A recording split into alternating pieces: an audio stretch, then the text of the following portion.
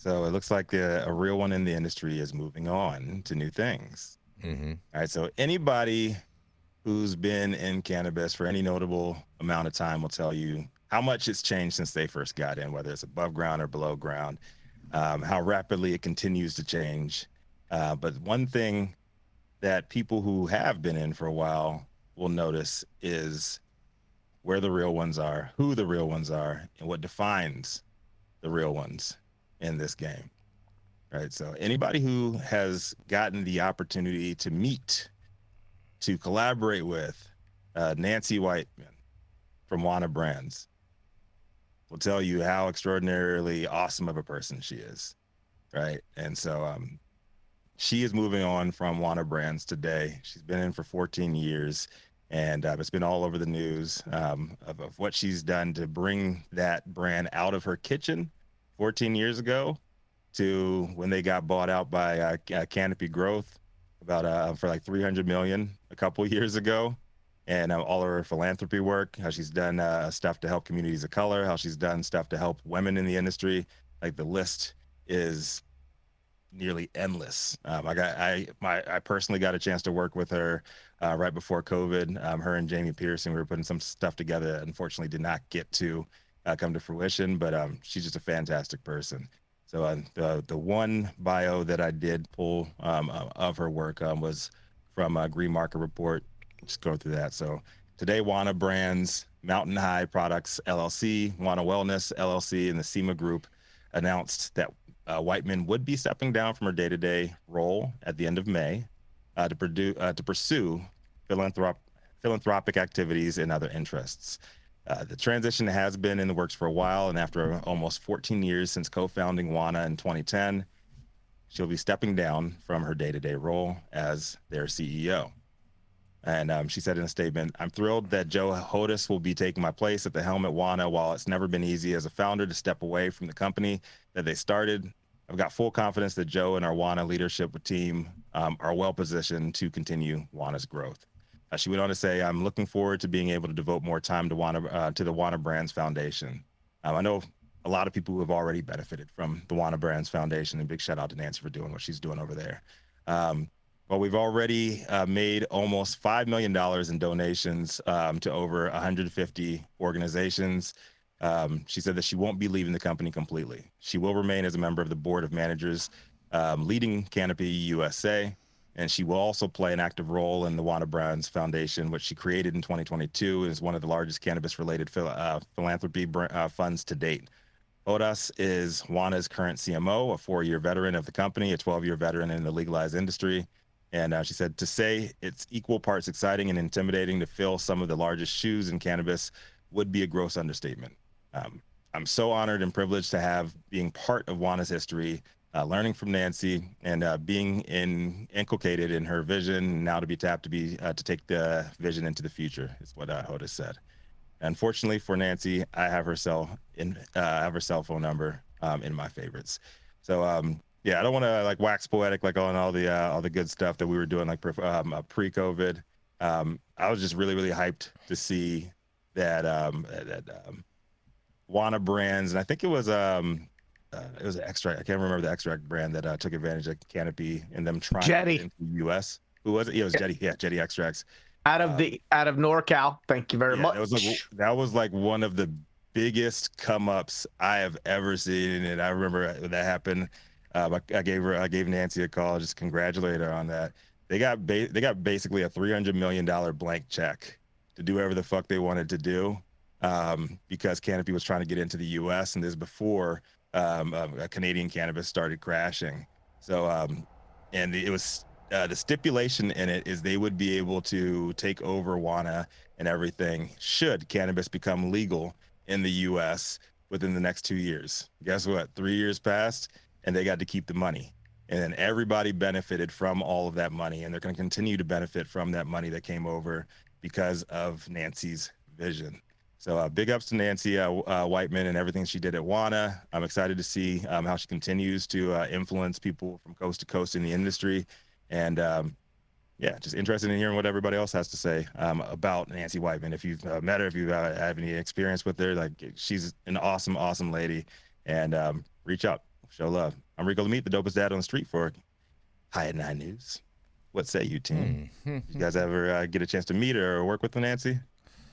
Yeah, for sure. I remember back in the day in Colorado, one of my very first ventures in cannabis was brokering wholesale transactions. You know, whether it was flower, trim, whatever. And Nancy and her two sons that worked with her used to buy pounds of trim from me. So I remember seeing their facility very, very early on and dealing with them very early on. So I guess I just gotta say, it's really nice to see people that have been doing it right from the very beginning be successful, have financial success, and be able to move on in a good way. You know, I'm sure we can all agree that over the past 10, 20 years, the number of people that are actually good operators don't always survive. So it's good to see, you know, one of the good guys win.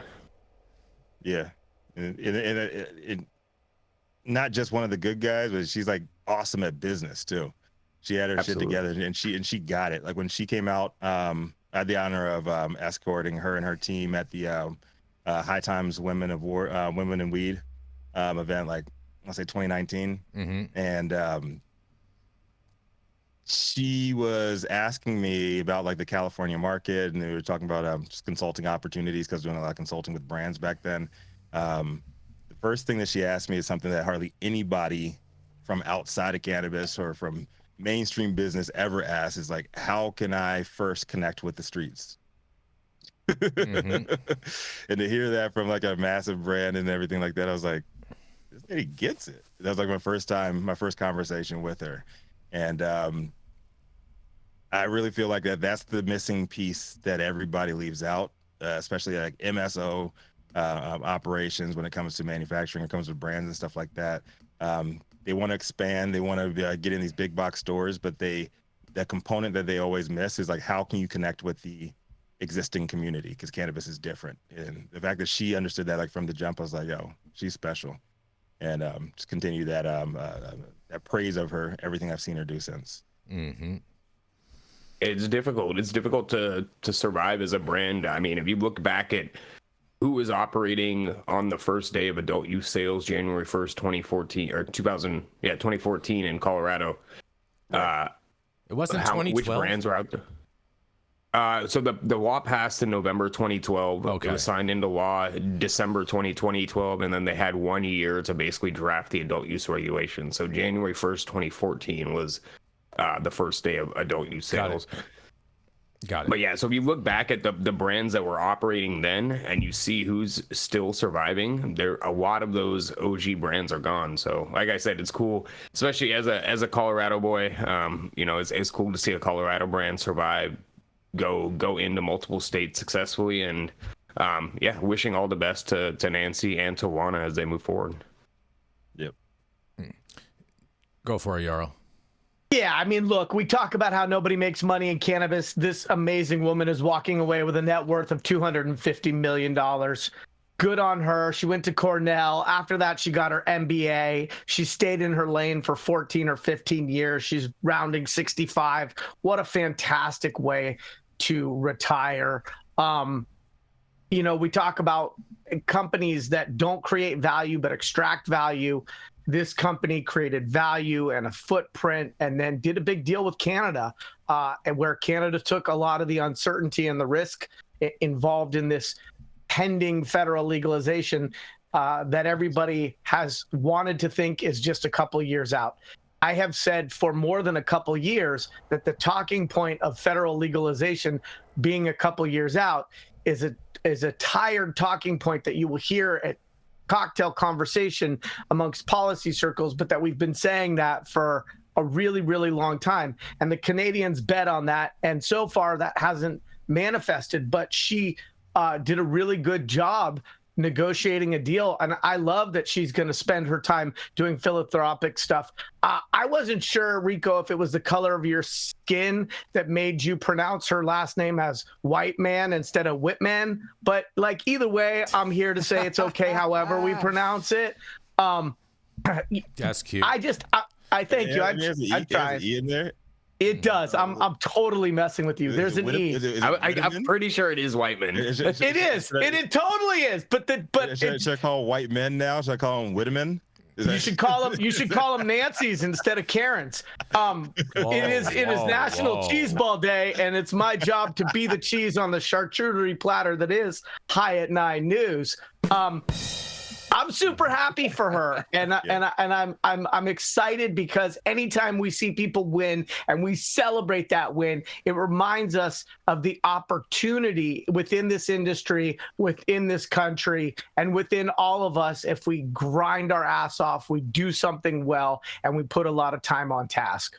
And you act with compassion. I think that's the biggest thing. Like with her, and that's what this industry is all about, man. From the beginning, from the jump, from the roots of this shit, it's medicine, and it helps people, and it cultivates relationships too, man. And I'm just happy to see some real ones get in that W column, man. 100%.